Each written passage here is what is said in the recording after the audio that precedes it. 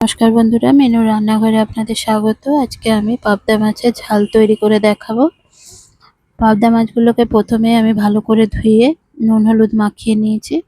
এবার আমি এক এক করে ফ্রাই প্যানে তেল গরম হয়ে আসলে মাছগুলোকে ভেজে তুলে রাখবো। এবার আমি একটা মশলা তৈরি করে রেখেছি। মশলাতে দিয়েছি আমি সর্ষে, পোস্ত, কাঁচা লঙ্কা, টমেটো আর কয়েকটা কাজু দিয়ে আমি পেস্ট তৈরি করে নিয়েছি।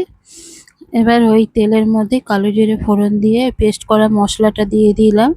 এবার দেওয়ার পর নুন হলুদ সামান্য একটু লঙ্কা গুঁড়ো দিয়ে ভালো করে মশলাটাকে কষিয়ে নেব। ভালো করে মশলাটা কষানো হলে আমি ওই মিক্সি ধোয়া বাটিটাতে জল দিয়ে একটু জলটা দিয়ে দিলাম। দিয়ে আমি কয়েকটা কাঁচা লঙ্কা দিয়ে দিয়েছি।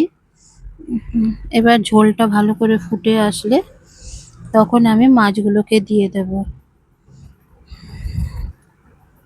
মাছগুলোকে দিয়ে ভালো করে একটু আবারও ভালো করে ফুটিয়ে ঝোলটা যখন একটু গামাখা হয়ে আসবে তখন আমি নামিয়ে নেব।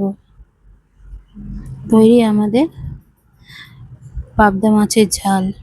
বন্ধুরা, আজকের এই পাবদা মাছের ঝালটা আপনাদের কেমন লাগলো এটা কমেন্ট করে জানাবেন। এটা লাইক শেয়ার ফলো করে পাশে থাকার অনুরোধ রইল। ধন্যবাদ।